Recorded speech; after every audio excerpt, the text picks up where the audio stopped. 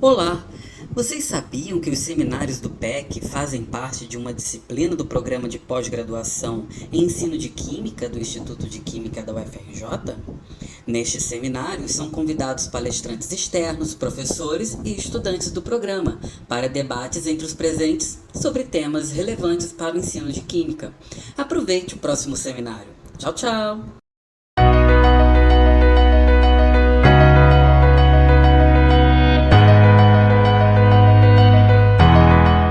Do programa de pós-graduação em ensino de Química. A professora já atuou como coordenadora do programa de pós-graduação Lato Sensu, curso de especialização Saberes e Práticas na Educação Básica, CESPEB, e na coordenação do PEC, no programa de pós-graduação em ensino de Química. A professora tem experiências nos seguintes temas: políticas de currículo, formação de professores, ensino médio, livros didáticos e ensino de Química. A professora Rosana vai falar hoje sobre a BNCC e a reforma do ensino médio, avanços ou retrocessos. Então, professora, mais uma vez, bem-vinda. Agradecemos, então, a sua disponibilidade de nos oferecer a sua palestra e, enfim, uma palavra. Boa tarde a todos e todas. Eu que agradeço o convite, Guilherme e Rodrigo. É um tema que é importante a gente discutir, ainda mais no contexto em que estamos. Vou compartilhar minha tela e peço para que vocês me digam se está bom ou não, mas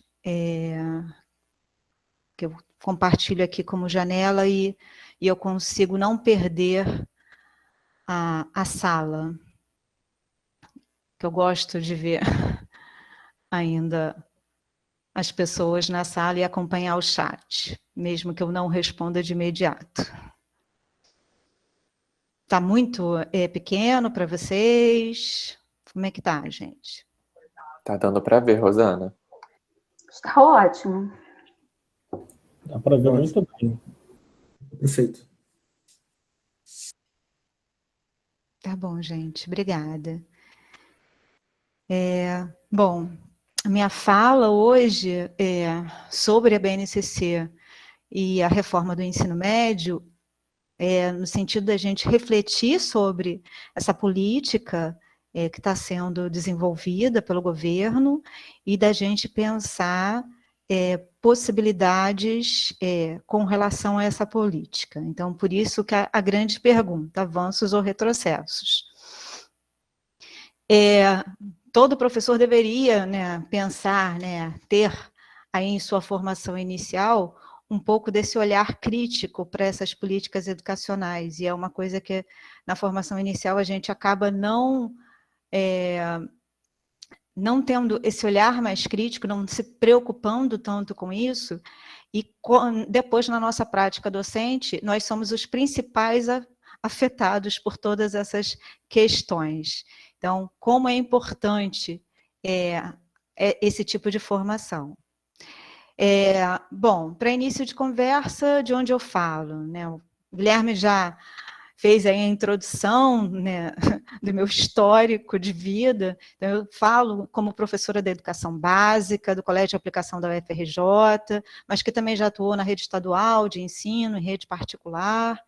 Falo também como professora que atua junto à graduação, recebendo licenciandos nos cursos presenciais de licenciatura em Química e no curso também da licenciatura à distância. E falo também como professora da formação continuada no programa de pós-graduação em ensino de Química da UFRJ.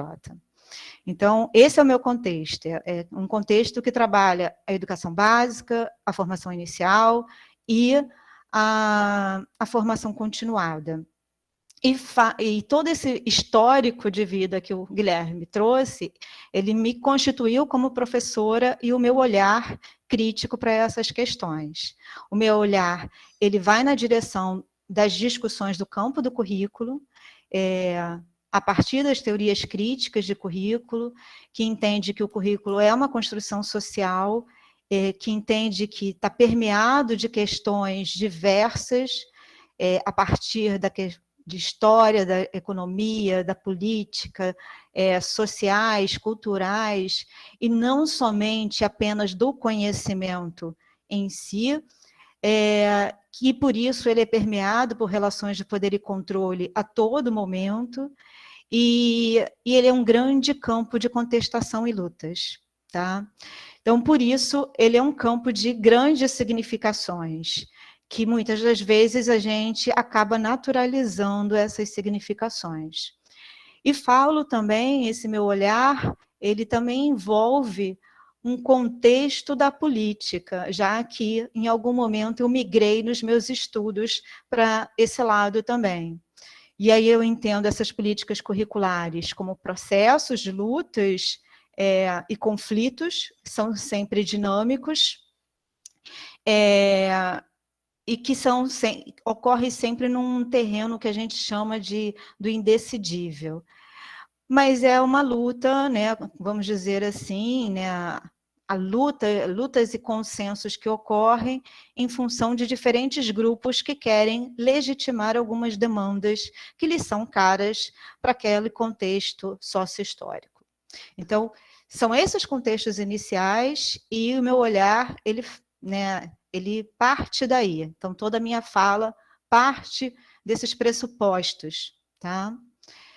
Bom, quando a gente fala em políticas educacionais e quando a gente fala de reforma do ensino médio, é importante a gente entender que o ensino médio ele não está sendo alvo, a bola da vez, só agora. Ele é a bola da vez há muito tempo. Talvez por conta da dualidade que ele se encontra, ele é uma terminalidade da educação, mas, ao mesmo tempo, é visto como preparação para o mundo do trabalho, mas por todas as outras significações que o ensino médio traz aí para a formação do indivíduo.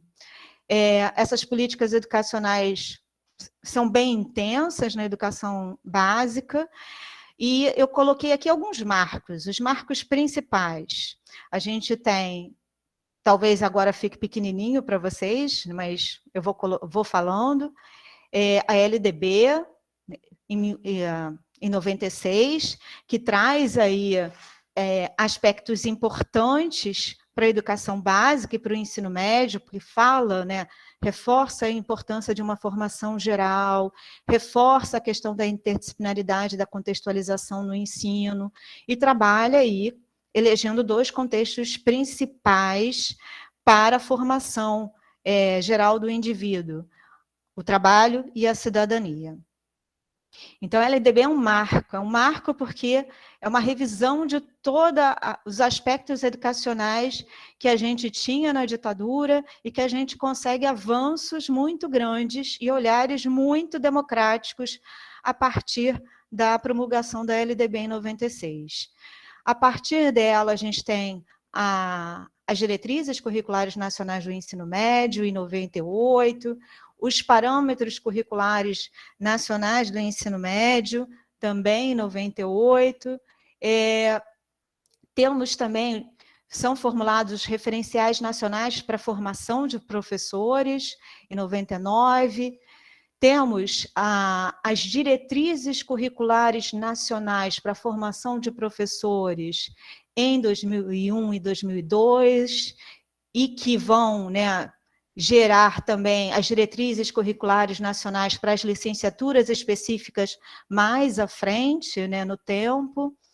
Temos também os parâmetros curriculares nacionais para o ensino médio, que foram chamados de PCN+, em 2002, as diretrizes curriculares, as orientações curriculares nacionais para o ensino médio, em 2006, o ensino médio integrador, em 2009. Então, vejam, a gente tem desde o final da década de 90, né, uma infinidade de ações, de políticas educacionais voltadas para a educação básica e voltadas para o ensino médio, tá? E a gente tinha, quando das diretrizes curriculares nacionais, existia um prazo para revisão dos documentos. Então, o prazo era de 10 anos. Então, a gente tem, na década de 2010, uma revisitação a esses documentos oficiais para se refletir o que deveria ainda ser mudado para o nosso ensino. Então, você tem, a partir daí, essa revisitação começa ali no início da década de 2010, a gente tem com ela, ao mesmo tempo, também a formulação do Plano Nacional da Educação, que é divulgado em 2014, temos a LDB, que é alterada em 2017, e a consolidação das diretrizes curriculares nacionais para o ensino médio, a partir da nova LDB, em 2018. Que infinidade de políticas! E por que será que temos uma infinidade de políticas para, né, a educação básica? Porque que, mesmo com todas essas ações, todas essas políticas educacionais, a gente ainda tem a sensação que fazemos sempre a mesma coisa na educação básica. Essa é a grande pergunta, né? E por que estamos sempre querendo mudar algo? Bom, as políticas educacionais, todas essas, né, que eu mencionei, elas têm uma centralidade muito grande no currículo. O aspecto central de todas elas apontam para mudanças no currículo. Como se a educação, ela se modificaria, ela se salvaria, vamos dizer assim, a partir da modificação do currículo. E aí, essa modificação do currículo, ela vem em uma parte inicialmente apontada para uma ligeira reformulação curricular, mas principalmente em função de ações metodológicas. É na metodologia que reside muitas das questões apontadas por esses documentos. Então, por isso o discurso da interdisciplinaridade, da contextualização é muito forte, o discurso das competências e por aí. E aí, desde a LDB de 96 até hoje, a gente tem diálogos interrompidos, tá? Então, eu posso dizer que a gente teve, sim, retrocessos no âmbito dos diálogos promovidos ao redor dessas políticas educacionais. A gente tinha uma abertura para a produção, mesmo não tendo acordo definitivo com várias dessas políticas, mas existiam diálogos contínuos e promotores de mudanças com diversos segmentos sociais e grupos que estavam ali construindo um projeto de educação. Ele foi interrompido, a gente já começa a ter o início dessa interrupção, vamos dizer aí, posso ter uma marca temporal a partir de 2014, tá? Onde cada vez mais, de 2014 para cá, esses diálogos foram decrescendo e a gente tem aí uma falsa ideia de nossa voz está sendo escutada, né? Como a Cristiana até ponderou ao falar do evento da SEDUC amanhã, né? Então, esses diálogos eles foram sendo interrompidos. Isso é importante pontuar, porque se o currículo é uma construção social e você está pensando na educação como uma construção, se há interrupção de diálogos, isso acaba impossibilitando que o olhar para esse processo ele seja o melhor possível. Bom, a BNCC instituída pela Lei 13.415 em 2017, ela altera várias leis, e eu coloquei, né, textualmente algumas como aparece no texto oficial aqui para vocês. Ela altera a Lei de Diretrizes e Bases, de 96, ela regulamenta um fundo de manutenção e desenvolvimento da educação básica e valorização dos profissionais da educação. Ela também altera algumas questões relacionadas aí ao profissional da educação, que eu já vou comentar, e também revoga a Lei 11.161. E também, né, aproveita para instituir uma política de fomento à implementação de escolas de ensino médio em tempo integral, que era uma das questões apontadas em políticas educacionais passadas, né, que eu pontuei naquele enunciação de políticas anteriormente. Bom, a BNCC, ela traz a ideia de... Ela tem um caráter normativo, sem sombra de dúvida, tá? E ela traz a ideia de um currículo comum. A BNCC já não é uma ideia nova. A gente não pode achar que a BNCC apareceu em 2017, é uma ideia nova. Não, ela está colocada na LDB desde 96. Se a gente pega o texto de 96, está lá, base comum curricular, para os currículos da educação básica. Então, ela já é colocada lá, ela não é uma questão nova. O que é novo é a forma como ela aparece agora, né? Então, a BNCC tem um caráter normativo, sim, ele e traz essa ideia de um currículo comum para todos, um currículo que vai trabalhar as questões dos estudantes de uma forma mais igualitária. E traz, com isso, a ideia de um currículo comum está muito associada à ideia de um currículo nacional.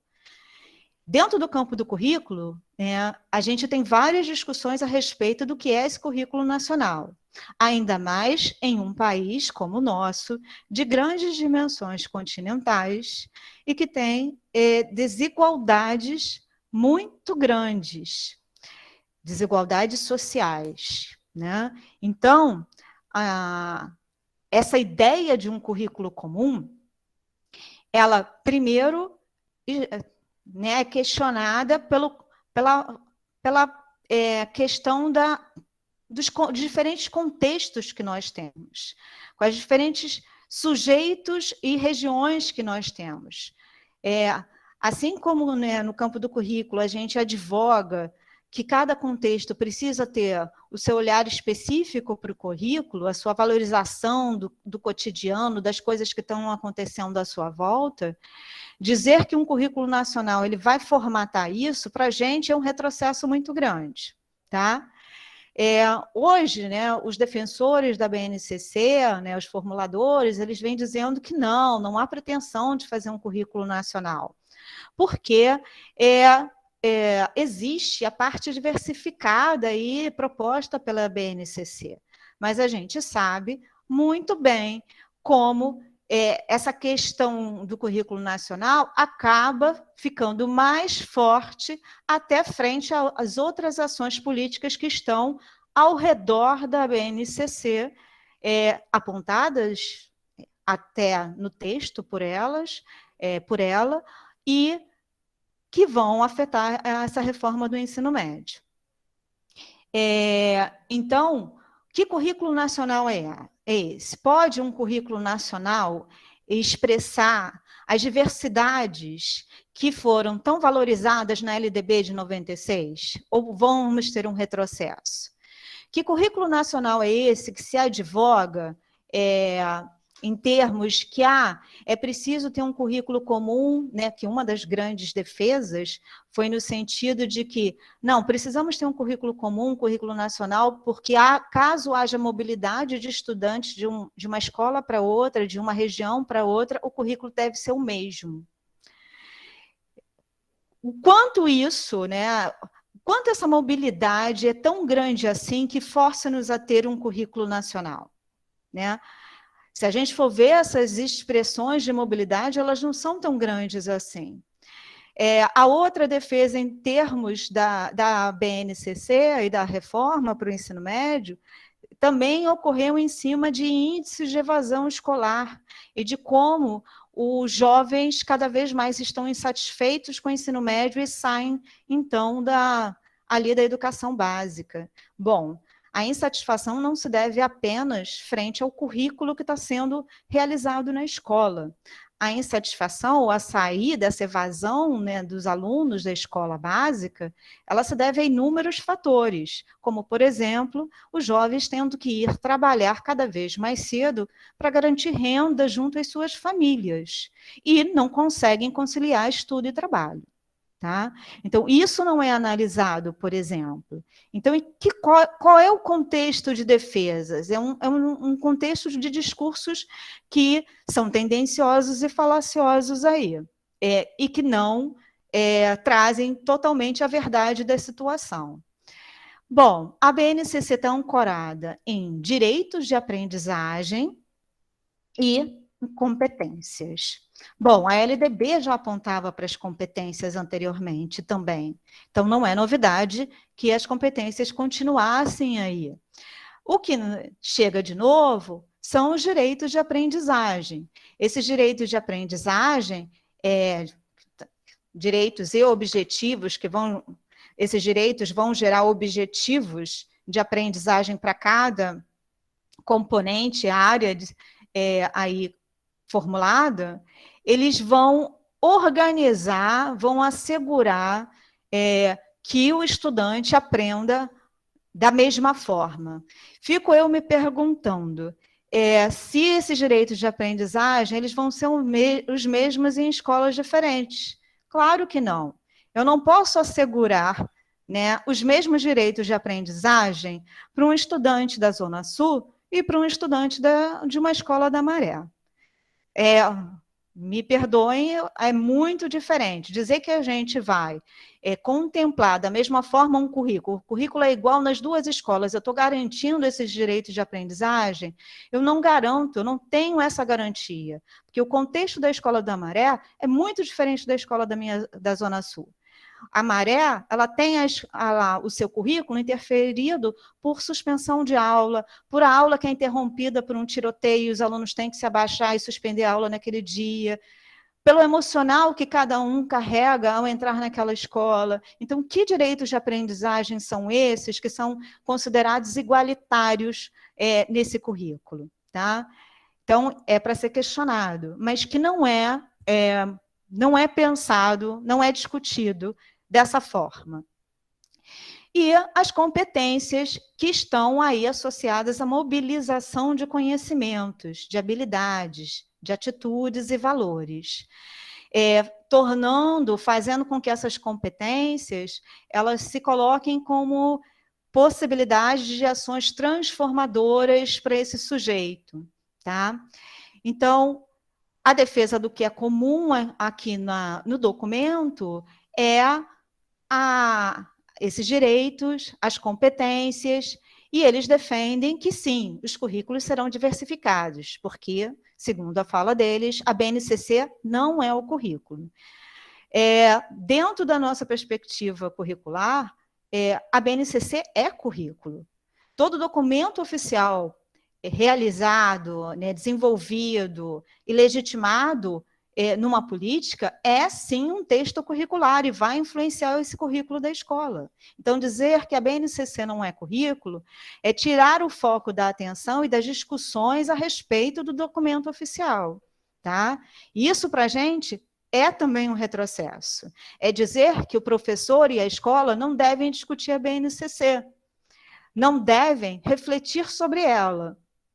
Então, isso é muito ruim, porque tira também a autonomia dos docentes no seu campo do saber fazer, porque o saber fazer está posto por outro. Não que isso não acontecesse anteriormente, mas agora está pior. Vamos dizer assim, está pior. Bom, policiar quanto ao tempo. A reforma do ensino médio, então, ela vem baseada em alguns pilares. Eu destaco aqui alguns. A flexibilização curricular, né? Então, esse termo que está sendo utilizado, o novo ensino médio, eu lembro muito bem, lá em 2000, lá em 98, que quando saíram os PCNEMs do ensino médio, também se utilizava a mesma nomenclatura, o novo ensino médio, né? E aí, assim, esse novo ensino médio que é colocado agora, o pilar da flexibilização curricular, ele é falado falado o tempo todo.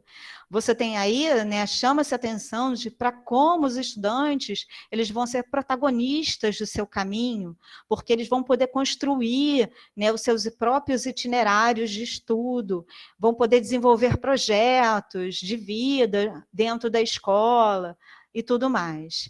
E como também o currículo escolar ele precisa ser reorganizado para essa flexibilização curricular poder acontecer. A ampliação da carga horária da formação geral. Na LDB de 96, ela já era colocado que existia um determinado percentual da carga horária para a parte comum do currículo e uma parte destinada à parte diversificada do currículo. Isso estava posto em 96, eu sempre chamo a atenção disso. O que as escolas fizeram? O que os professores fizeram? Poucos leram aquilo como uma possibilidade, assim, bom, parte é aquilo que eu preciso, né, ter em comum ou ter ali garantido como o conhecimento básico a ser ensinado para o meu aluno. E o restante eu posso fazer um projeto, eu posso desenvolver uma atividade de iniciação científica com os meus alunos, então propor algo para esse meu currículo. Pouquíssimas escolas fizeram isso. Por quê? Porque a gente se centra naquele currículo que é dado, que é dito, ou que é naturalizado, por exemplo, pelas avaliações nacionais. Tá? Então, aqui há também um grande discurso que mostra assim, olha, estamos ampliando a carga horária da formação geral. Olha que bom. Né? Você vai ter mais tempo para a sua formação geral e para se formar melhor. Depois eu vou falar um pouquinho melhor sobre isso. A reforma também se ancora na organização por áreas. Em nenhum momento do documento ele exclui as disciplinas, mas ele coloca uma organização por áreas, que vai ser, que é importante que aconteça na escola e que, quando o aluno vai para os itinerários formativos na sua flexibilização curricular, é muito cópia daquilo, muito dessa organização de áreas. Essa organização de áreas, mesmo que a escola não queira fazer inicialmente, ela está sendo forçada a fazer desde o início, sim. E agora via política do livro didático. Qualquer professor que da semana, meados de julho para cá, em escola, teve que analisar as coleções do livro didático para escolha nas suas escolas. E viu como esse processo já está posto. Então, vem por outros lados, é o que eu digo. A regulação e o controle em relação a essa política vem de outras formas. E a educação em tempo integral, que, claro, se eu estou aumentando a carga horária desse meu segmento de ensino, ele vai passar mais tempo na escola, né? Ele vai passar mais tempo junto aí a esse ensino. Agora, a grande pergunta é, as escolas têm condição em trabalhar com o aluno em tempo integral? As escolas que hoje já funcionam em tempo integral já apresentam vários problemas, né? E o governo está querendo que a grande maioria agora, né? A maioria, né, ou todas, trabalhem em tempo integral. Que condições serão dadas para esse trabalho em tempo integral? Essa é uma grande pergunta. A infraestrutura, que é o fator menos abordado nessas políticas e menos desenvolvido em termos de fomento junto às escolas, ele é um dos principais componentes para o desenvolvimento de qualquer trabalho. Bom, a mudança na carga horária, então a gente tem as 800 horas por ano que a LDB de 96 estipulava, totalizando aí as 2.400, total, desculpe aqui, na série, aqui saiu errado, elas estão sendo ampliadas para 3.000, né? no caso, 1.000 horas a partir de 2017, que ele colocava aqui, isso já foi adiado, então ele está colocando que a partir do ano que vem tem que ter 1.000 horas a partir, né, de 2022, e 4.200 horas em 5 anos no total. Então, ele amplia essa carga total do ensino médio. Então, a gente sai de 800 para 1.000, e depois de 800 para 1.400 horas por ano aí, do ensino médio. Já vou falar como é que é isso. Currículos e componentes aí. Bom, a LDB, né, e as políticas anteriores colocava que o currículo da educação básica devia contemplar uma parte comum e com uma parte diversificada. É isso que eu trago no texto ali, no primeiro texto. Mas sempre ali contextualizado pelas características regionais e locais da sociedade, da cultura, da economia e dos próprios educandos, das experiências dos próprios educandos. Na LDB de 2017, a gente tira essa vertente, a gente coloca, né, a lei coloca que os currículos vão abranger obrigatoriamente o estudo da língua portuguesa e da matemática, o conhecimento do mundo físico e natural e da realidade social e política, especificamente do Brasil. Veja, se a gente coloca, em termos de hierarquia de conhecimentos e hierarquia de disciplinas, vamos dizer, a gente só tem contemplado aqui a língua portuguesa e a matemática. Elas são campos disciplinares que foram totalmente valorizados e que está dito aqui que é obrigatório. O conhecimento do mundo físico e natural, que estamos, né, a química está dentro dessa área, vamos dizer assim, e da realidade social e política, eles foram o quê? Pulverizados. As outras disciplinas foram pulverizadas. Então, essa política ela traz para a gente aí um enfraquecimento para os campos disciplinares. E se isso traz um enfraquecimento dos campos disciplinares, pode gerar também, afetar os aspectos do conhecimento que se trabalha na educação básica. Bom, e também com relação ao profissional que está atuando nessa educação básica. A integralização e inclusão curricular, né, ele fala que a integralização pode ocorrer mediante projetos, pesquisas, temas transversais, coloca que a inclusão de qualquer componente curricular novo, quer dizer, que não esteja contemplado anteriormente, precisa passar pelo Conselho Nacional de Educação, ok? Isso estava posto também na LDB antiga sobre isso. Sobre os direitos e objetivos de aprendizagem, né? Ele diz, né, que a Base Nacional define direitos e objetivos para cada área de conhecimento. Então, aqui é onde ele coloca a organização pelas áreas. Então, está posto aqui no artigo 35, que as áreas precisam ser linguagens e suas tecnologias, matemática e suas tecnologias, ciências da natureza e suas tecnologias, e ciências humanas e sociais aplicadas. Tá? Então, mesmo que ele, né, tenha dito que as disciplinas não acabaram, né, ele já coloca essa organização por áreas. Isso também não é uma coisa nova, gente. Nos PCNs, lá em 98, se falava também da organização por áreas de conhecimento, com essas mesmas terminologias, tá? Que foram, inclusive, defendidas pelo coordenador-geral da época, que foi o professor Luiz Carlos de Menezes. Tá? Apenas a matemática que não estava numa área somente, a matemática estava junto com outra área, mas as terminologias são muito parecidas e já estava proposta essa organização por áreas há muito tempo. Também nos documentos dos PCN se falava que em nenhum momento se colocava a extinção das disciplinas, mas como, trabalhando por áreas, né, a interdisciplinaridade e a contextualização eram muito mais facilmente aí, promovidas, resgatadas no ensino, na educação básica.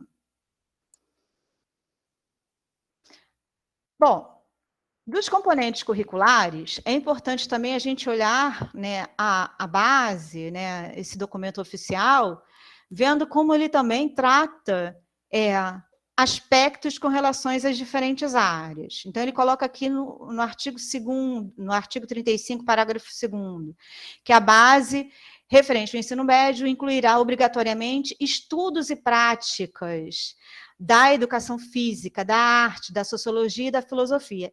Vejam, né, na análise discursiva que a gente trabalha no campo também, quando eu digo estudos e práticas, não necessariamente eu preciso ter a disciplina, né? Eu não preciso ter, inclusive, o profissional, né, daquela área, daquele campo, trabalhando os aspectos dessas áreas. E isso nos preocupa muito, porque também enfraquece uma identidade profissional daquele que está atuando frente ao ensino desses conhecimentos.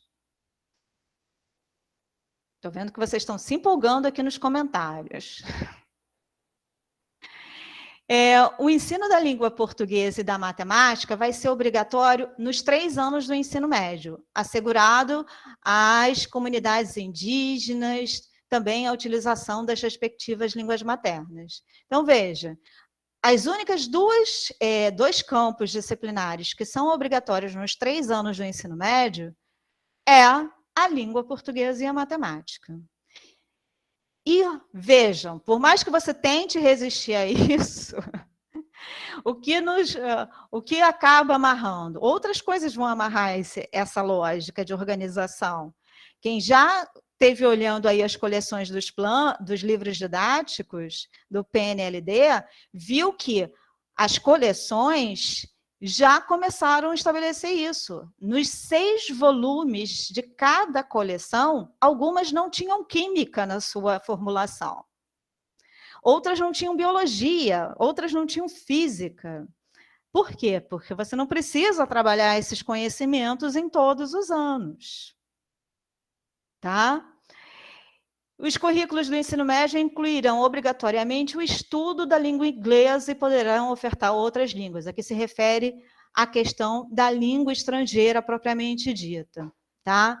E ele fala somente do estudo da língua inglesa e, né, em caráter optativo, o espanhol, né, e tudo mais. Talvez por conta do Mercosul, que tem esse direcionamento.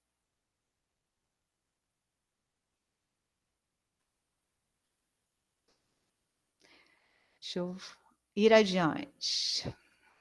Bom, os itinerários formativos. Itinerários formativos, eles vão na lógica daquela organização inicial posta, a organização por áreas. Então, ele diz que as escolas precisam ofertar itinerários formativos para esses jovens, porque é a partir daí que a flexibilização do currículo ocorre. A partir daí que existe o protagonismo juvenil que está sendo aí aventado a todos os cantos, como a maior diferencial dessa proposta da reforma do ensino médio. Tá? Como esse jovem vai poder escolher o seu percurso formativo.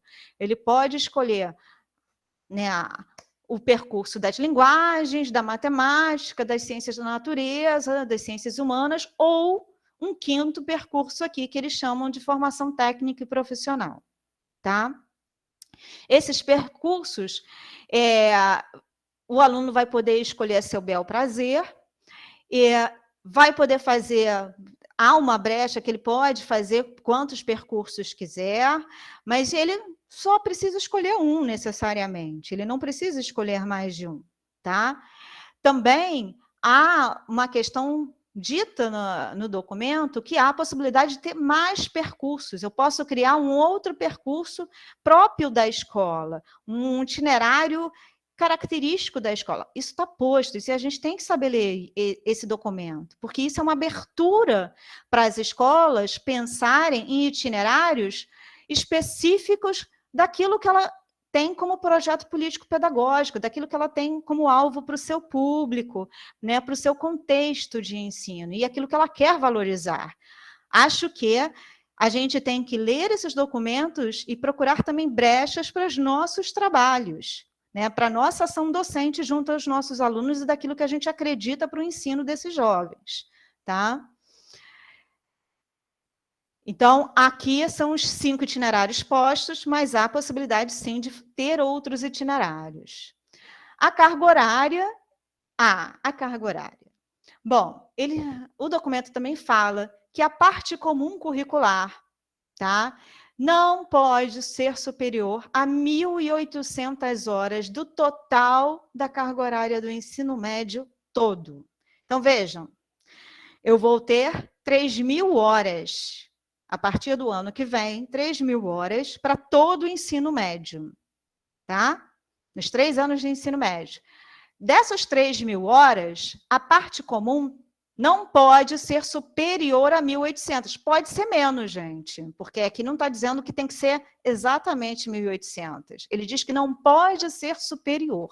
Então, a parte comum, ela pode ser menos de 1.800 horas, tá? E a avaliação, né, com relação ao cumprimento, vai ser em função dos sistemas de avaliação já postos, né? No caso, para a educação fundamental, a gente vai ter, né, aí o SAEB, a Provinha Brasil, para o ensino médio também vamos ter o SAEB, e o próprio Enem, que vai ajudar a medir o que está sendo colocado, já que o Enem também será reformulado a partir do que está posto para a BNCC. Bom, então vou traduzir aqui agora em esqueminhas para a gente como é que está essa organização curricular pela BNCC. Eu tenho a formação geral com linguagens, matemática, ciências da natureza e ciências humanas. E tenho os itinerários formativos postos: linguagens, matemática, ciências da natureza, ciências humanas e formação técnica e profissional. Uma coisa que eu esqueci de mencionar. As escolas não têm obrigatoriedade de oferecer todos os itinerários formativos. A escola precisa oferecer um, tá? Não há um mínimo, o mínimo que a escola precisa oferecer é um. Não há um máximo, não há um limite, não há uma margem, tá?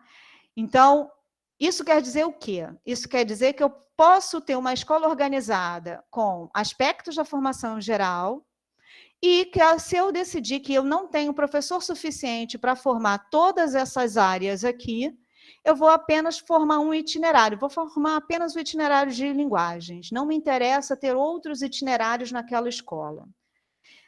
Me digam, que escolha é essa que esse jovem vai fazer nessa escola? Que protagonismo é esse que ele tem no seu percurso formativo da educação básica, se a escola só oferece aquele itinerário? Eu não estou dando condição nenhuma para ele escolher. Convenhamos, né? Protagonismo é exatamente a palavra que eles gostam de usar. Tá? Então, assim, esses itinerários formativos, quando a gente... né, essa é uma questão ruim. Se a gente não coloca aí como obrigatórios, que eu também assim, acho ruim, né? Mas vamos lá. Mas se eu não coloco um mínimo de obrigatoriedade de percursos para eles, como é que é essa escolha dele? Quer dizer, então, que o aluno que não tem nenhuma... por exemplo, se a escola oferecer a área de linguagens e matemática, porque vai ter sempre professor de português e matemática lá, porque já que é obrigatório, e não oferecer nenhum outro itinerário, e o aluno não está interessado em seguir a área de linguagens, nem da matemática pura, ele gostaria de falar, né, ir para uma área de ciências humanas, por exemplo, ele não vai poder fazer naquela escola. Ele vai ter que sair daquela escola e procurar uma outra escola que ofereça aquele percurso formativo. Vamos lá, vamos voltar. Mas essa política não estava posta para diminuir a evasão escolar? Essa política não estava posta para garantir os direitos de aprendizagem? Né? Pois é. eu vou forçar um aluno em determinada escola que não ofereça né, esses itinerários a sair dessa escola e a procurar. E dependendo de onde, da localidade, ele pode não encontrar. E aí, como é que fica? Ou ele vai fazer um itinerário que não é o que ele gosta, ou, né, somente para terminar o ensino médio, ou ele vai evadir da escola, do mesmo jeito que a gente tem a evasão hoje. Porque ele não está fazendo também nada daquilo que ele gosta, se é nesses termos que se coloca a política.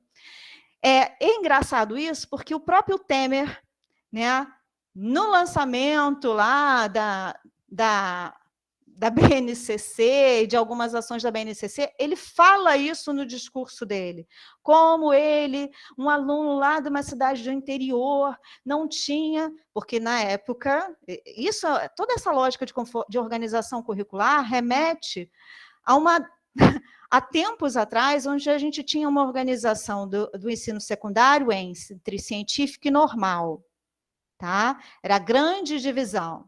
Tá? E aí os alunos escolhiam. E aí ele não queria ir para o científico, nem queria ir para o normal. Tá? E aí só que a família dele tinha dinheiro e mandou ele para a capital, para uma escola particular, para ele ter o ensino que ele queria. Agora, se você não tem dinheiro, né, para mandar o seu filho para essa mobilidade, o seu filho ou vai acabar evadindo ou vai fazer o que não gosta. É isso que está posto. Pois é, né, Paulinha? Cristiane e Cláudia, parem de discutir aí. Vamos lá. Bom, então vamos relembrar. A formação geral, dentro dessa lógica de organização, tem 1.800 horas. E os itinerários formativos vão ter nessa composição inicial 1.200 horas. Tá? Eles podem atingir tá? 2.400 horas lá, né, no aumento gradativo dessa carga horária até chegar em 4.200 totais. Bom, vamos lá. Vamos pensar um bocadinho aqui, gente. A formação geral era posta também lá na LDB de 96.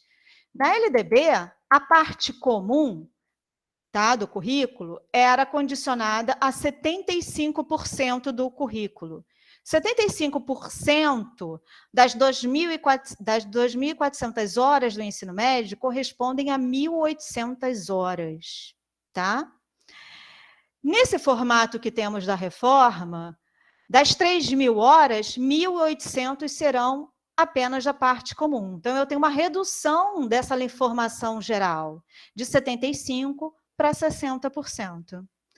Vejam, se há uma redução dessa carga horária para a formação geral, será que o meu jovem vai conseguir ter aí noção exata de que caminho ele vai seguir de cada área?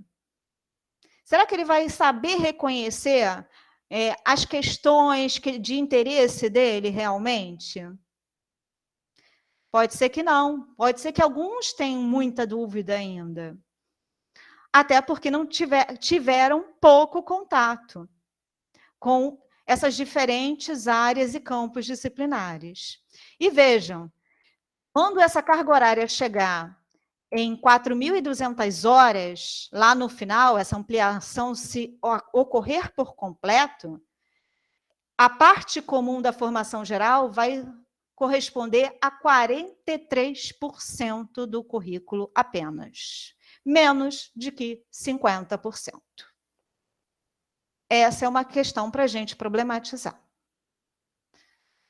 Bom, além disso, já tem 40 minutos, senhor, eu tenho o que eu chamo de PPP e certificação que é colocado no documento. PPP não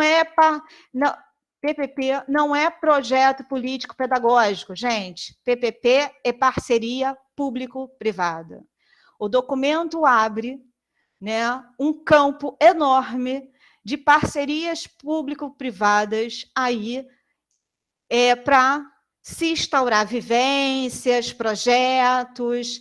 Aquela escola não tem um laboratório, eu posso fazer uma parceria público-privada com um laboratório para ter ali um projeto de laboratório na escola, tá? Então, eu vou ter aí essa parceria público-privada cada vez mais presente nas escolas. E ele coloca aqui, né, como as escolas públicas não têm essa questão relacionada muito ao ensino técnico, ele coloca com ênfase aqui na oferta de formação técnica e profissional. Então, eu posso ter cursos técnicos formados por entidades privadas dentro da escola pública. E o processo de certificação, porque eu vou ter a possibilidade também, na BNCC, de toda essa organização curricular estar sendo feita por meio de módulos, e aí, à medida que o aluno vai terminando módulos que organizem uma trajetória, ele ganha um certificado. Né? Assim como a gente tinha também no ensino técnico. Eu lembro que quando eu fiz o curso técnico de Química, até determinado ano, a gente ganhava o certificado de auxiliar de laboratório. E somente se você completasse o curso técnico todo, aí sim você saía com o diploma de técnico em Química. É na mesma lógica, tá? Então, é uma lógica de certificações, que vai gerar aí uma qualificação para o trabalho desse jovem. E mais? O que temos a mais na BNCC? Os créditos e a certificação, que eu já falei anteriormente, a possibilidade de ensino à distância para a educação básica, gente. É aberto um determinado percentual para um ensino à distância no ensino médio, o que é temeroso. Por quê? A gente sabe como a aprendizagem na educação básica se dá muito, muito em função ali da mediação entre professor e aluno. E a gente está vivendo justamente um período pandêmico, onde essa mediação está totalmente afetada. E eles colocaram, né, um percentual para o ensino à distância na educação básica.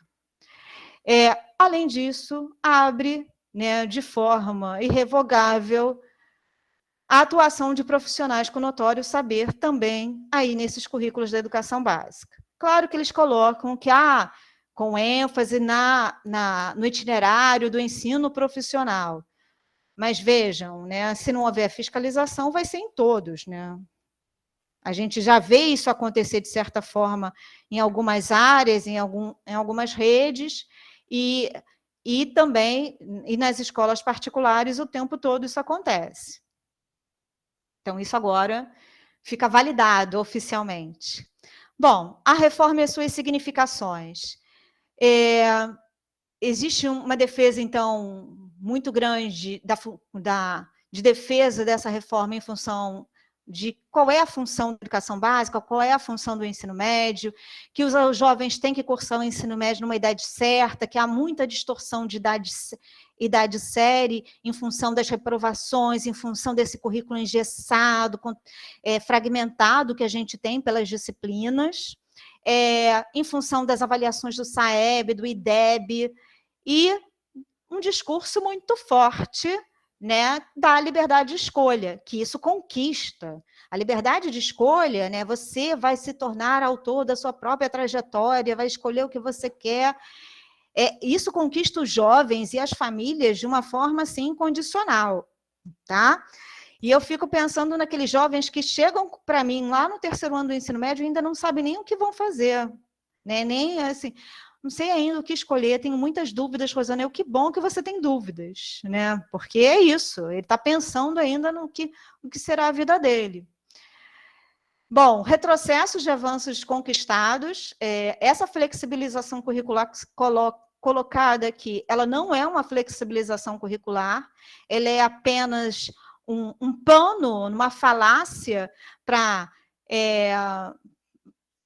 que a escola não fique responsabilizada ali por falta de professores, a escola ou o governo, né, não fique responsabilizada por falta de professores. Se o governo não fizer concurso para uma determinada área de conhecimento, a escola não precisa oferecer aquele itinerário, gente. O governo só vai oferecer obrigatoriamente português e matemática, porque é aquilo que é obrigatório no currículo, e línguas, e acabou, né?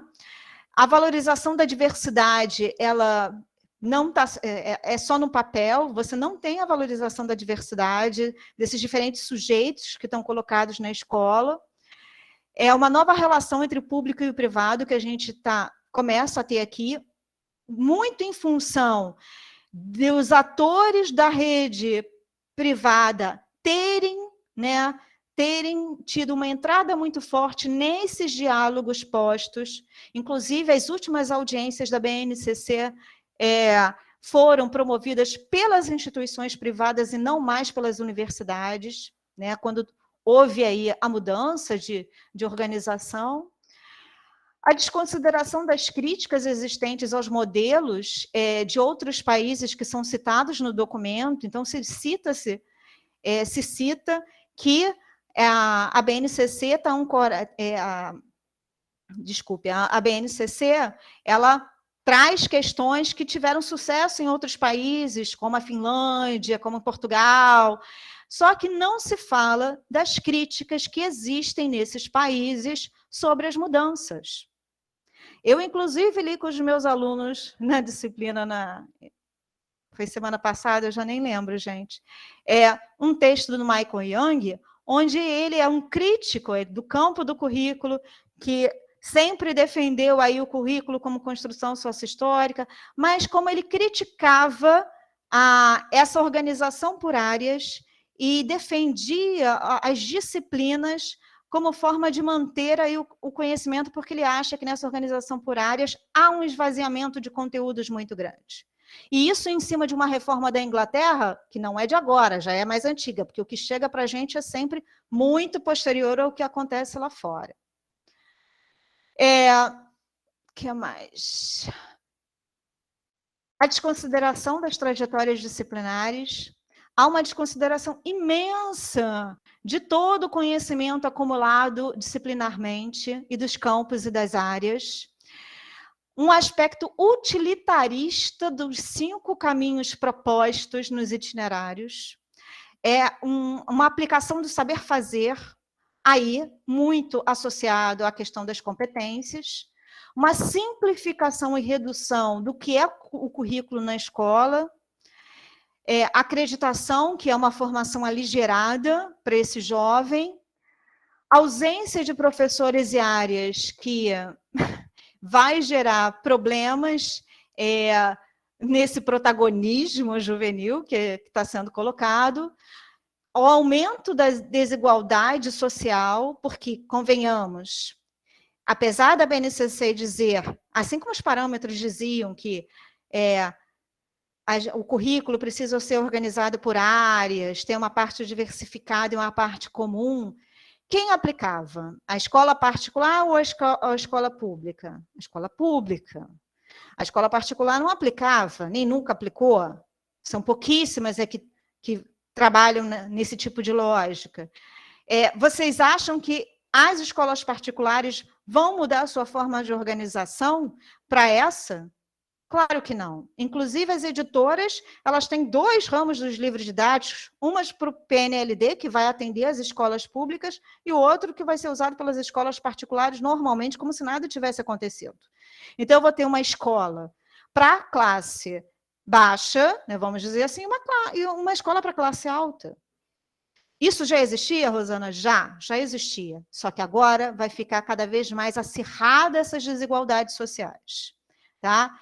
É uma forma de dizer assim, você que estuda em escola pública, você não pode chegar à graduação, você não tem direito, você tem que sair direto para o mercado de trabalho. Tá? Coisa que já era dita no ensino técnico, para quem ia para o ensino técnico, e eu fiz ensino técnico. Resgate dos discursos conservadores para a educação. Bom, tivemos um discurso do ministro da Educação essa semana, onde disse isso abertamente. Hoje em dia não se tem mais vergonha de esconder, né, o que se pensa. Ele fala, a universidade é para poucos, muito poucos. Sempre foi.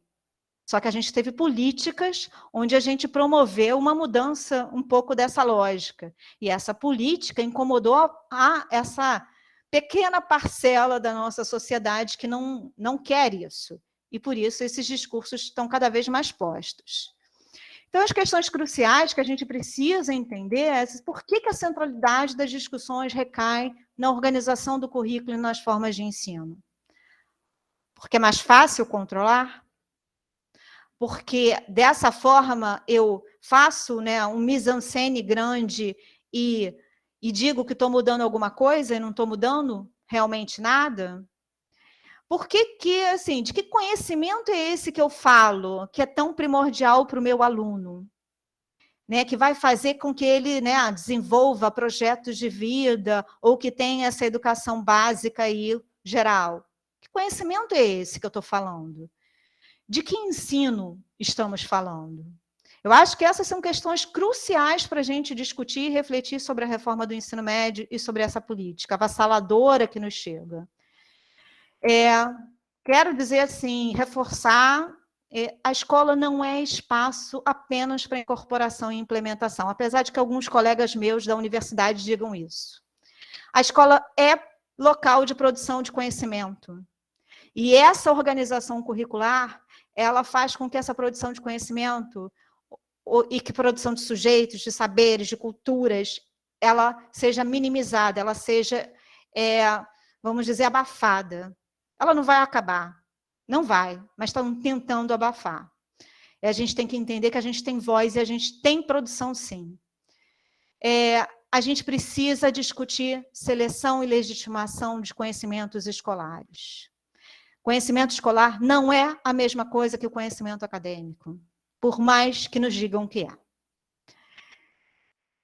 Bom, a gente tem que entender que a valorização de diferentes culturas e valores é essencial para um currículo, né? Para qualquer currículo, seja da educação básica, da acadêmico, ele é fundamental. E esses valores não... Por exemplo, um dos avanços que eu vejo na BNCC é o resgate, aí uma valorização dos valores socioemocionais. Isso eu acho que é importante que a BNCC traz. Que antes a gente não falava tanto disso. A gente não tinha isso nas nossas reflexões. Então, acho que isso é importante. Isso foi uma questão importante que teve como avanço. Mas os outros não estão tanto. É isso. O nacional, ele não pode se tornar homogêneo, gente. A gente dizer que o nosso país vai ter um currículo homogêneo é de uma perda dessas diferentes culturas e valores muito grande.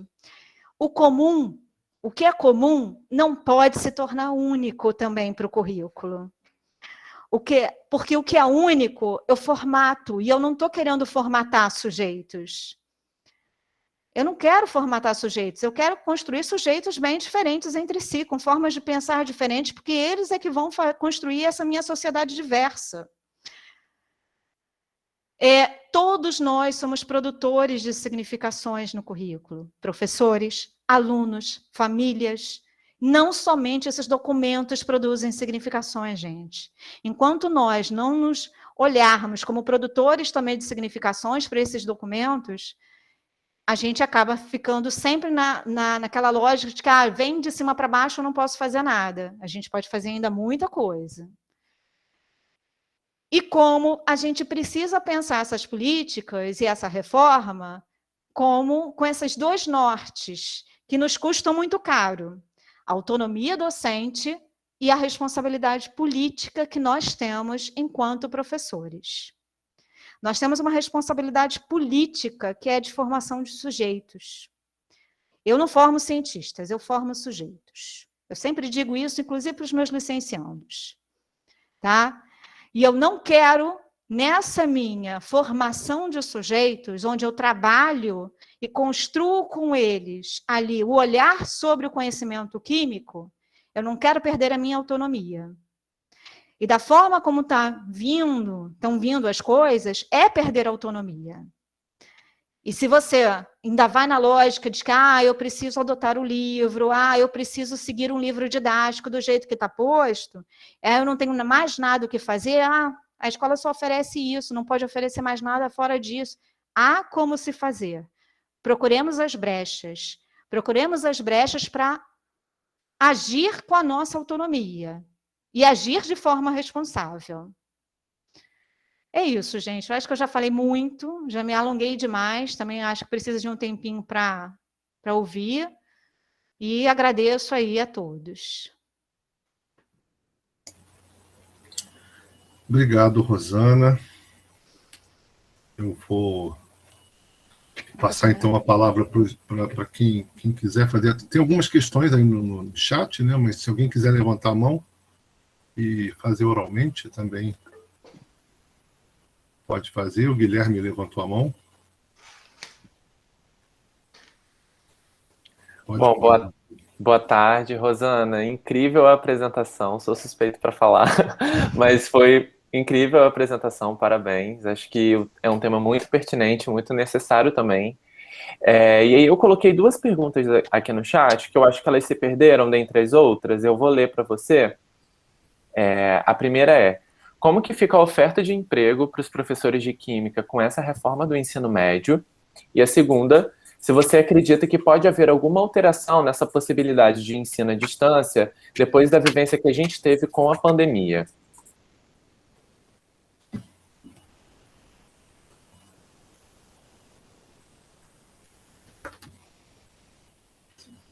Você responde, Rosana? Não sei, acho que não tem mais... Guilherme, eu não sei se você quer fazer bloco. Alguém mais, então? A gente pode fazer, de repente, 3 pessoas? Você anotou, então, né, a pergunta do Guilherme, então vamos passar, então, a Amanda. A Amanda também levantou a mão. Boa tarde, primeiramente, parabéns pela apresentação, muito boa. Eu até coloquei no chat também, eu gostaria que a senhora falasse um pouco mais sobre as competências socioemocionais que trazem dentro da BNCC.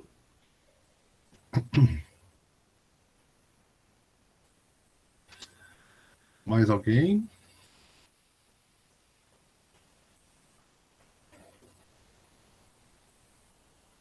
Então, deixa eu completar então esse bloco, Rosana, rapidinho. Eu só queria saber se você tem assim, informação a respeito de alguma adequação ao sistema de avaliação, principalmente de acesso à universidade, né, com o intuito de adequar esse novo ensino médio. Entendeu? Esses Enem da vida aí, enfim. Se vai permanecer tal como está, com toda essa mudança, o que você tem de informação com relação a isso? Eu acho que você pode responder, depois se tiver mais algum questionamento, a gente passa. Tá bom, tá certo. Estava aqui também olhando o chat. Tá bom. Vou tentar responder, gente, aquilo que eu consigo. Nem tudo eu tenho resposta, não. Sou sempre franca em relação a isso. Mas vamos lá.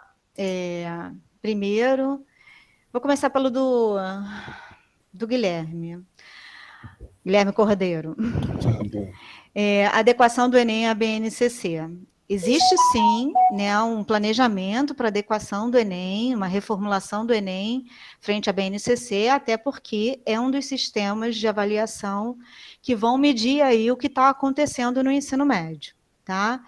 É uma adequação que eles tinham sinalizado que seria gradual, só que aí com a pandemia a gente vê que as informações chegam muito truncadas, têm chegado muito truncadas para a gente, né? Assim como no ano passado teve toda aquela discussão se ocorria ou não ocorria Enem, prorroga, né? E aí por pressão popular acabou prorrogando, mas a gente ainda tem informações muito desconexas sobre se essa adaptação, se ela já vai se dar no próximo ano, ou não, se será de forma gradativa. Inicialmente se pensou numa forma gradativa. Como todos esses calendários estão atrasados, né, o Enem desse ano ainda estaria ocorrendo nos moldes anteriores, né, quer dizer, o Enem que vai ocorrer em novembro ainda ocorre nesses moldes anteriores, e para o ano que vem sim, eles já estavam pensando em colocar etapas.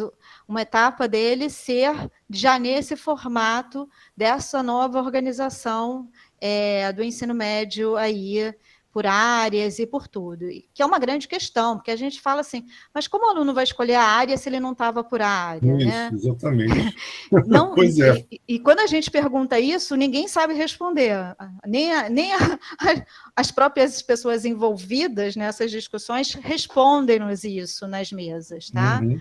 Então, ainda muita dúvidas, existem muitas dúvidas ainda sobre essa questão. Eu sempre digo assim, são os mistérios que nos rondam ainda, e que vão chegar, né, com uma chuva torrencial em algum momento para a gente, né? É isso. Então, não temos ainda nada certo. Sobre a oferta de emprego para professores de química, então, vamos lá. Inicialmente, eu acho que essa oferta de emprego não será muito afetada, né?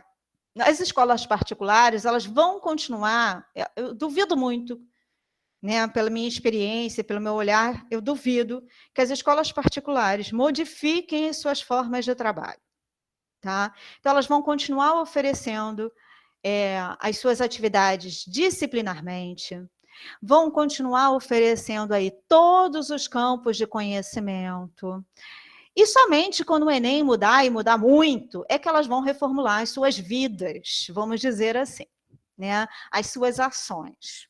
Então, a curto prazo, eu acho que esse impacto é pequeno ainda para a oferta de emprego de professores.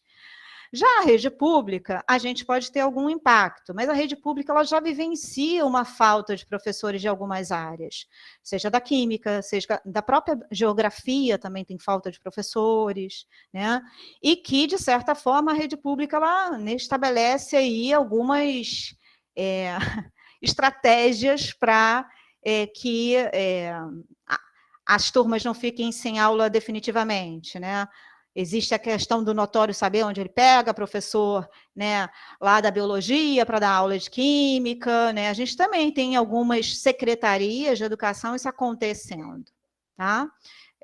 Isso não é uma questão também nova.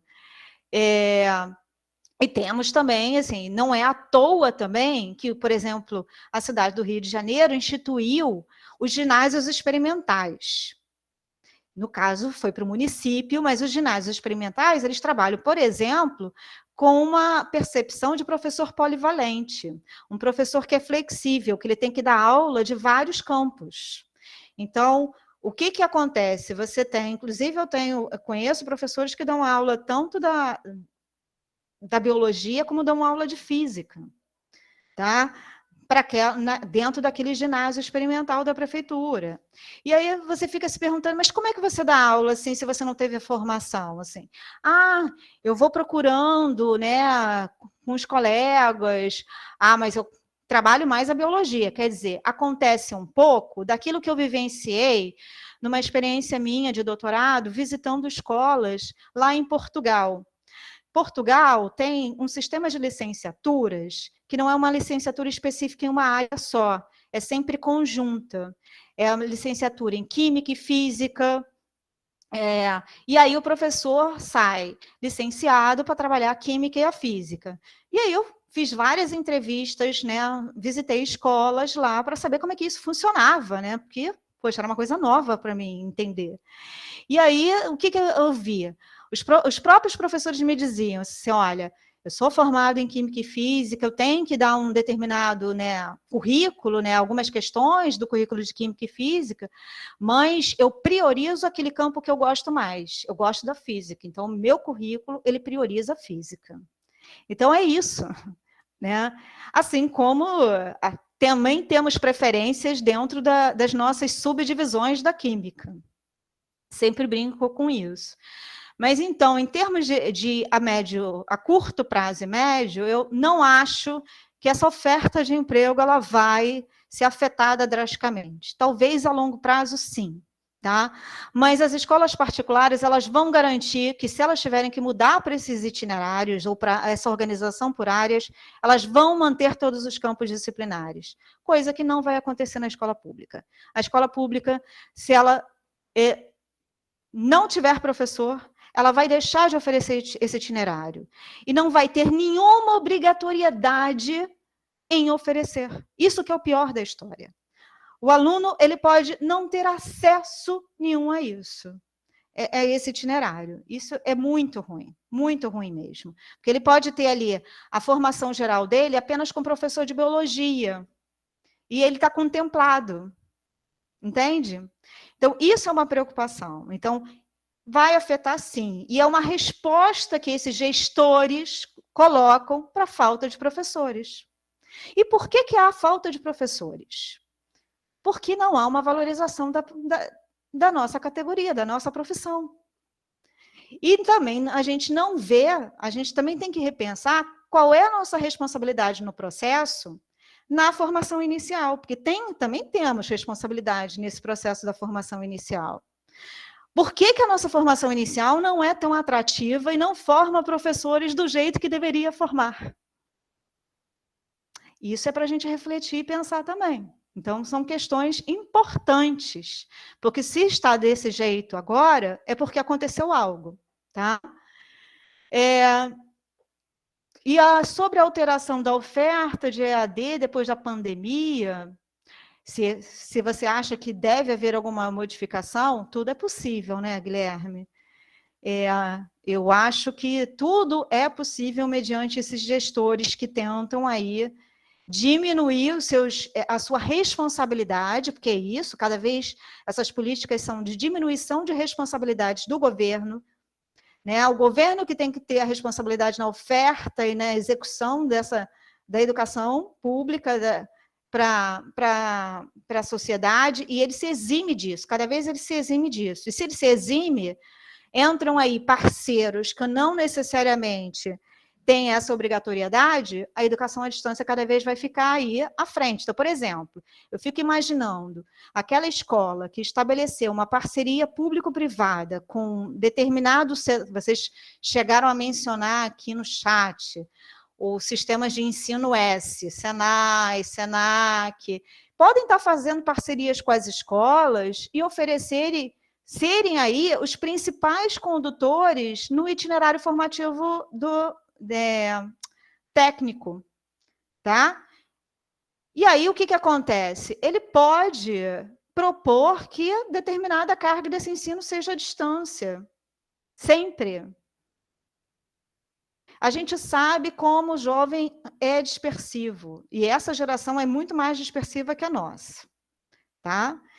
O que é, né, trabalhar e formar um aluno na educação básica desse jeito? Eu fico bastante temerosa com a formação dessas pessoas. Mas é isso, é para reduzir custos. Sempre. É sempre nessa lógica. Então, tudo é possível, sim, Guilherme, de que poder haver uma alteração. Acho que de imediato não, porque tem toda uma fala aí de resgate das perdas que ocorreram durante a pandemia e de que a gente precisa resgatar, né, várias coisas em relação à educação e ao conhecimento dos alunos e até a própria identificação, porque muitos alunos perderam essa relação cotidiana de identificação com a escola. A escola é um espaço social também, gente, é um espaço onde ele se constitui como sujeito nas relações sociais, e ele perdeu um pouco isso com a pandemia, né, com esse afastamento da escola, o que é péssimo. Então, a gente... Acho que inicialmente não, mas que pode vir aí várias defesas em relação a viu como é que deu certo lá? A gente pode mudar, por que não? Né? Tudo é possível. Amanda, sobre as competências socioemocionais, eu não vou saber responder tão bem assim, porque é uma das coisas que eu preciso ainda estudar mais ali na BNCC sobre isso. Mas aspectos que ele se refere a chamar o aluno, a afetividade que tem que ter, as relações que você precisa a partir de determinados aspectos emocionais para mobilizar o conhecimento, que, de certa forma, são aspectos que, na prática docente, o professor já trabalha, né, sem perceber, vamos dizer assim, sem ter esse foco em si. Porque, senão, o trabalho docente vira uma repetição apenas de tasca o conhecimento neles e acabou, né? E não é isso, não deve ser isso. Então, mas eu não vou saber aqui para você falar muito a respeito, porque eu não me debruço tanto sobre isso, tá? Mas a gente pode conversar em outro momento melhor sobre essas questões, tá bom?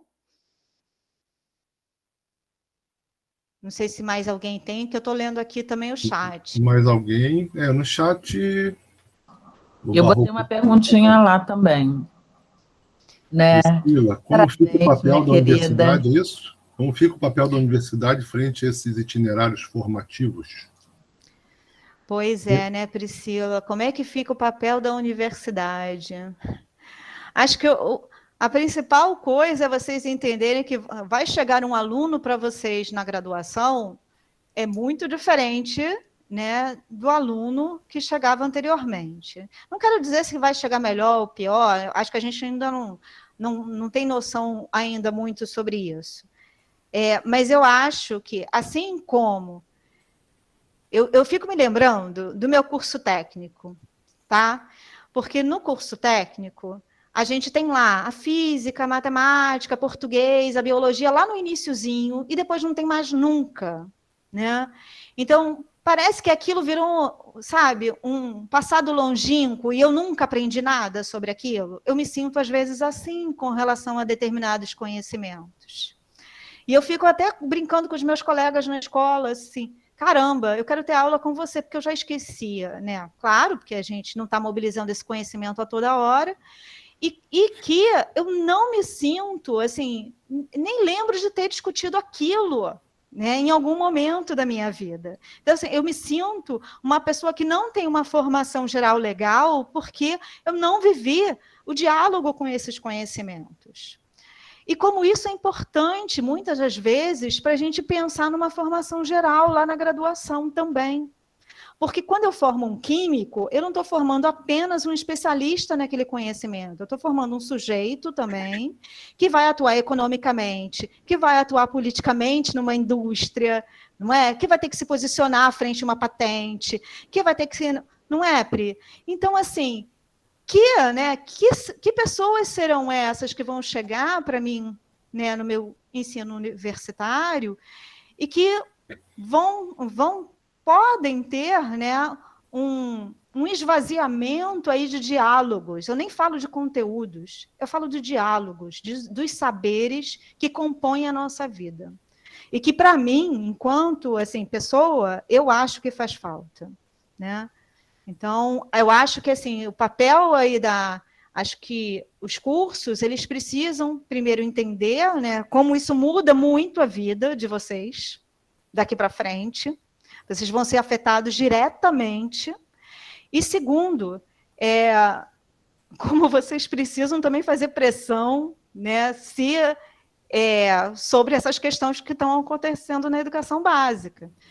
E não só porque eu tenho visto algumas mesas que têm falado assim, olha só que legal, está mudando a educação básica, a gente está vendo assim, poxa, realmente vai ter uma mudança do chão da escola, porque não vai ficar tudo na teoria. Eu fico assim pensando, meu Deus, mas não escutaram o chão da escola, porque não escutaram os alunos, não escutaram os professores. As consultas públicas, né, que alguns de vocês mencionaram aqui no chat, foram para inglês ver. Eu participei de uma mesa onde um dos integrantes da área disse que não fizeram nada com as contribuições colocadas. Isso aconteceu para todo mundo. Então, eu fico pensando assim, só para dizer, foi consultado, é uma forma de legitimar hoje na sociedade pós-moderna que a gente tem. Eu fiz uma consulta pública, escutei. Basta escutar para legitimar? Né?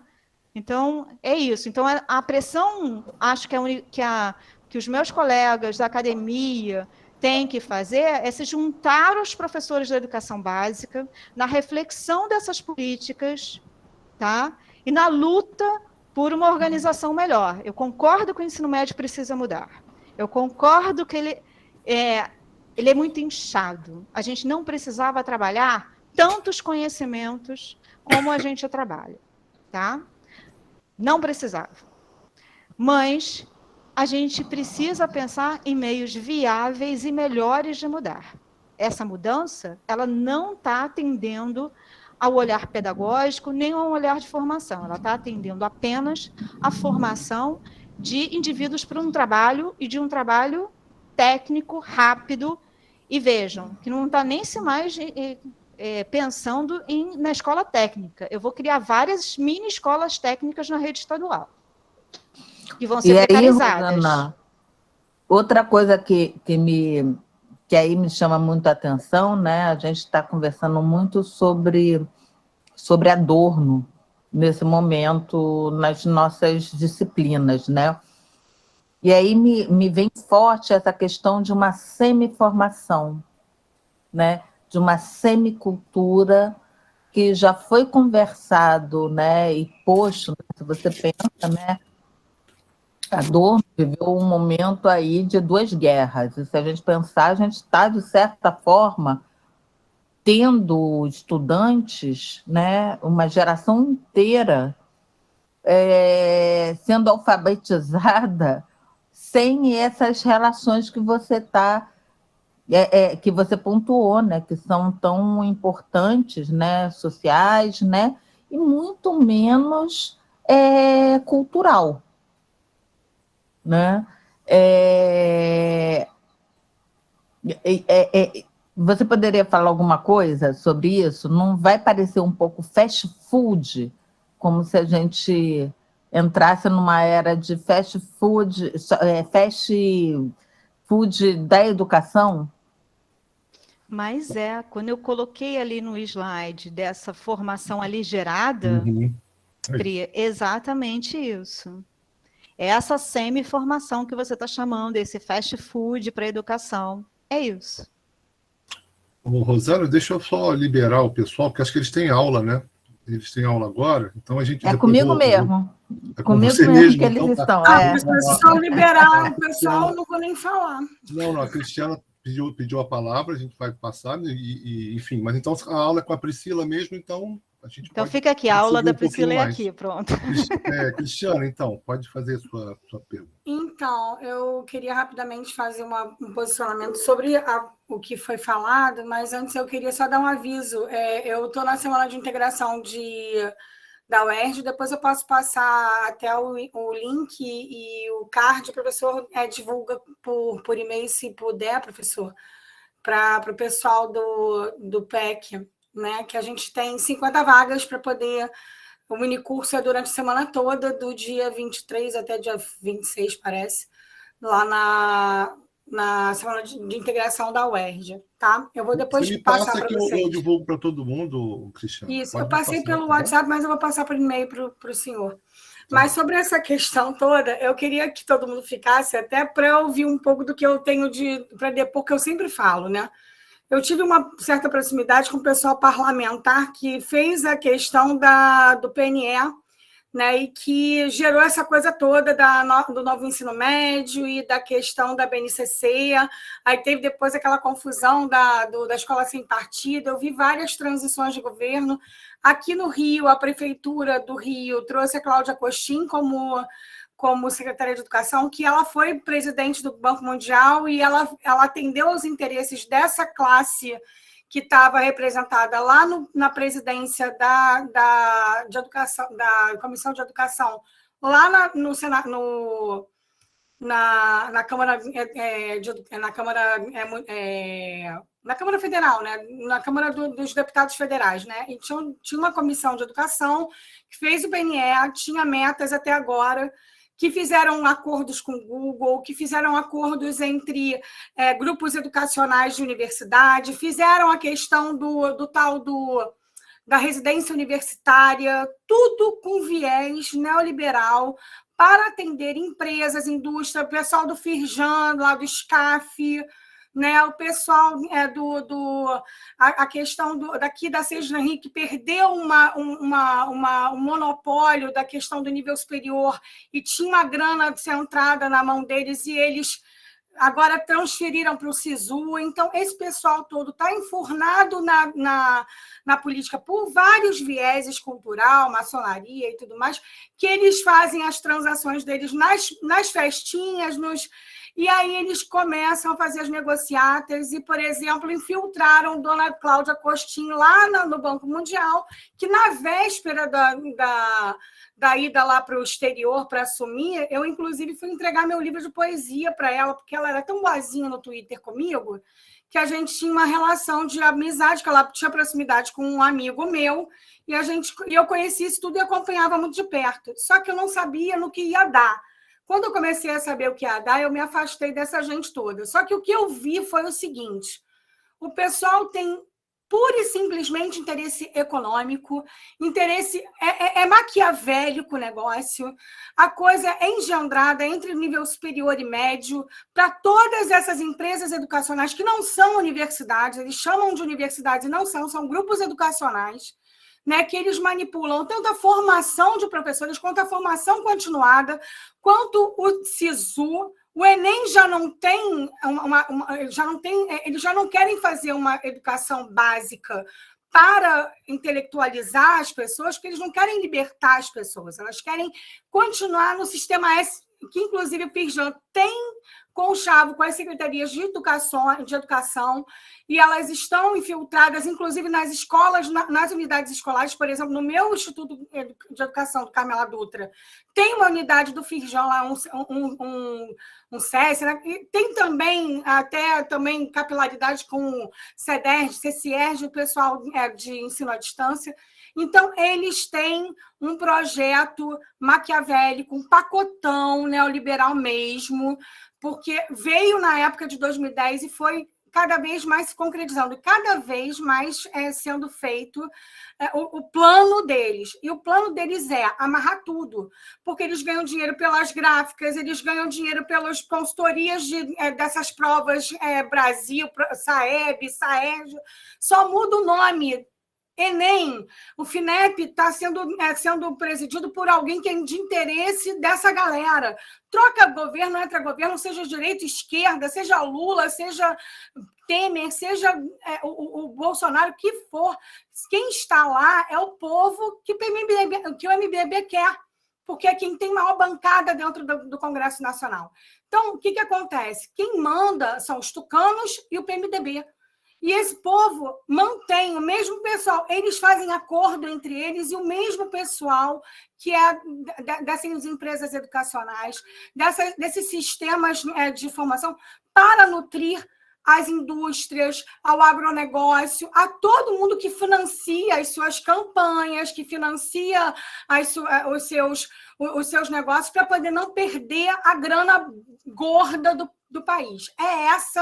É isso aí. Aí, se a gente começa a ser ludibriado, né, pelo Google, pelas ferramentazinhas bonitinhas, pelo fundinho que aparece maçã andando, pelas coisinhas bonitinhas, pela taxonomia de Bloom, que vai ser mais fácil para a gente, de repente, avaliar o aluno pelo sistema híbrido e tal. Se a gente entra nesse canto da sereia, a gente está fazendo o que eles querem. O que eles querem para poder fazer a manutenção dessa grana indo para o lado deles, e a grana alta, e é isso que é o topo que pensam assim. O que vai influenciar para a gente? A química não vai existir, a gente cada vez vai ficar mais gelado, a nossa universidade vai ser cada vez mais sucateada, porque eles dizem que só tem maconheiro, gente de esquerda e que anda pelado, para poder sucatear a gente, para cada vez a sociedade olhar com olhos ruins, e a gente tem que fazer o que eles mandam dentro dos moldes que eles querem para poder nutrir esse sistema todo. Então, é fazer cursos cada vez mais pasteurizados, mais instrumentais, para poder fazer o ensino técnico que a professora Rosana falou. que são mini escolas técnicas, que não é nem FATEC, gente, não é nem FATEC, como São Paulo e Rio, São Paulo Rio, não, nem IFE, entendeu? É tudo Senai, Senac, Sistema S, é isso aí, que o cara faz ali a rebimboca da parafuseta e faz aquilo ali 20 anos e ganha um saláriozinho, que vai ser a manutenção daquela coisa do força de trabalho para poder fazer aquele produto para gerar o lucro, é isso. Desculpa, é só uma consideração e eu queria botar isso e me manifestar, porque eu fui testemunha e eu vi, e é esse jeito mesmo. O povo quer grana alta e quer ficar ali naquela manutenção daquela grana que eles recebem por conta de crédito de educação. O pessoal do Sistema S tem também uma grana que recebe do governo, e por aí vai. Eles têm conchavos que a grana vai para a mão deles. Isso aí, Cris, obrigado. Não sei se a Rosana quer comentar alguma coisa em cima. Também eu achei que é um desabafo, sem dúvida. A Cristiane externou bem esses tentáculos, né, que o capital está avançando sobre a educação. Isso é uma realidade também. Como trabalhar isso, né? Como resistir a isso também. Acho que até o Barroco fez uma questão parecida, como é que a gente pode resistir a esse ataque, né, que vem, sem dúvida, lá no fundo, vem pelos interesses econômicos. Não sei, eu também não sei, assim, não tenho uma resposta pronta, né? Mas não sei se a Rosana quer comentar alguma coisa, enfim. Eu queria comentar, sim, Guilherme, até para fazer a finalização, porque eu imagino que sim, também vocês precisam terminar, né? Cris, imagino toda essa questão aí. Professor Luiz Carlos de Freitas, que é professor aposentado da Universidade de São Paulo, ele é um dos teóricos aí do campo de currículo e avaliações educacionais que vem trabalhando muito essa questão como as instituições privadas elas tomaram conta da educação. E é isso que a gente tem. E não é à toa que de 2010 para cá, Cristiana, você coloca que esse movimento só vem se intensificando, porque tem a ver aí com, né, o descontentamento de uma parcela da sociedade que começou a não ver os seus interesses mais sendo colocados aí como demanda, né, necessária, e não estando satisfeitos com o que as outras parcelas da população estavam conseguindo, porque não é só você não estar satisfeito com o seu, é você ficar insatisfeito com o que o outro consegue, né? Então, é por isso que a gente teve aí toda a mobilização dessa parcela para a retirada da Dilma, e tudo isso vem a reboque, né? Vem cada vez mais se intensificando. Então, esses institutos, tanto é que se a gente olha as coleções do Plano Nacional do Livro Didático, não tem de nenhum instituto privado. Tem daqueles mesmos autores que já estavam, né, que já têm seus livros didáticos nas editoras há muito tempo. E que tiveram que fazer, né, fizeram as reformulações, cada um, né, ao seu jeito, para se adequar ao edital do PNLD. E que virou um grande comércio. Eu lembro que quando o PNLD surgiu, o livro didático ele vinha em um volume só, agora, depois foi mudado para 3 volumes, e agora nós temos 6 volumes de cada coleção. E cada volume com mais de 150 páginas cada um. Então, assim, eu fico imaginando que comércio é esse. É um comércio muito grande que está envolto aí com o Ministério da Educação.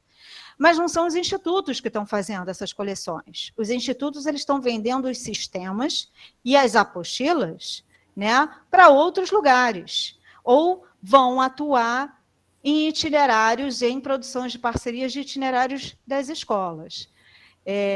Então, são diferentes aí, mas que a gente tem esses grupos fortemente aí, e vão trabalhar, sabe aonde que eles vão ter campo?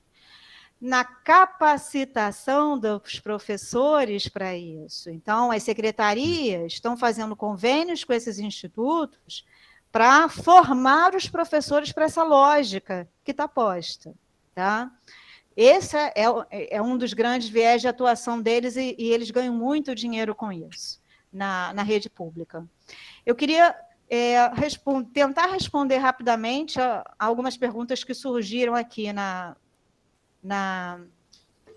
no chat.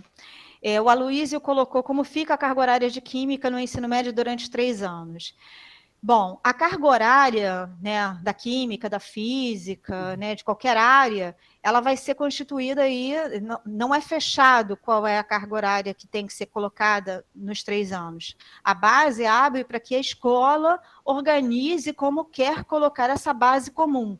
Ele pode organizar essas 1.800 horas da parte comum nos 3 anos, pulverizado nos 3 anos, como pode organizar em 2 anos somente. Então, fica a critério da escola.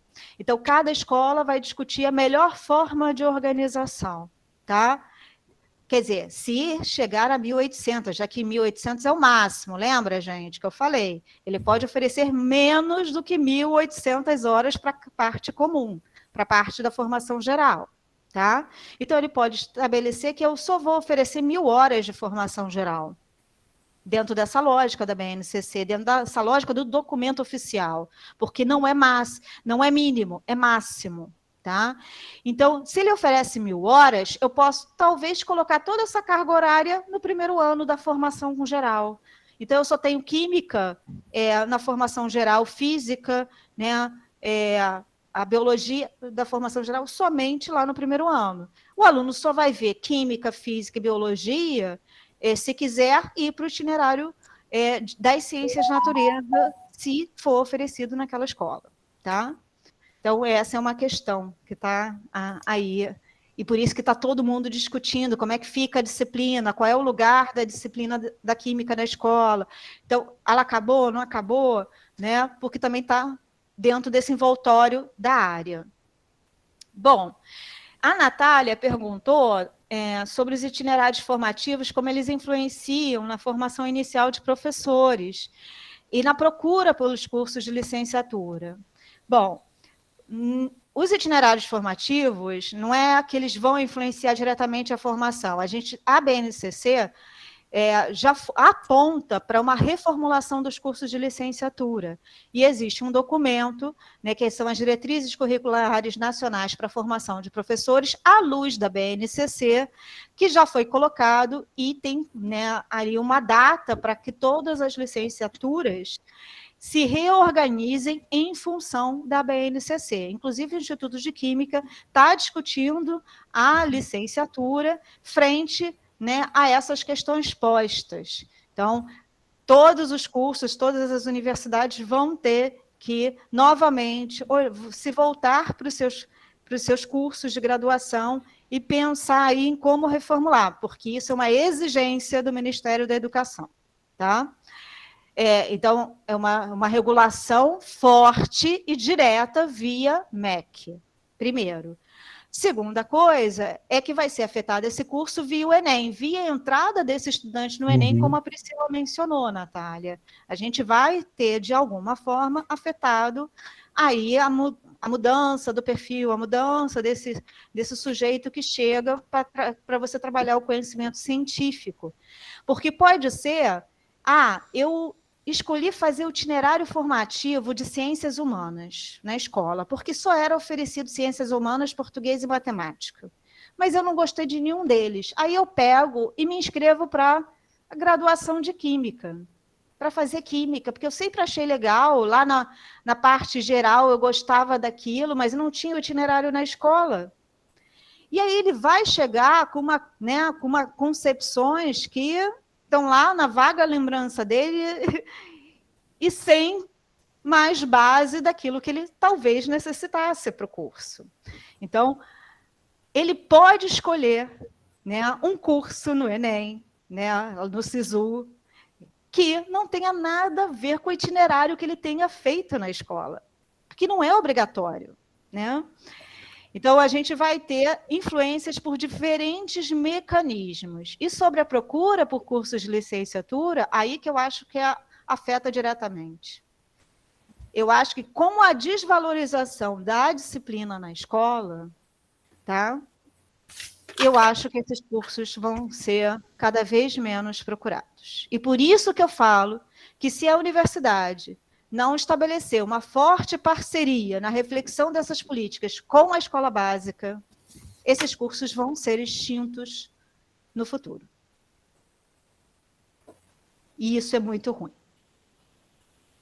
Então, acho que afeta mais a procura, que já não é pouca, por esses cursos.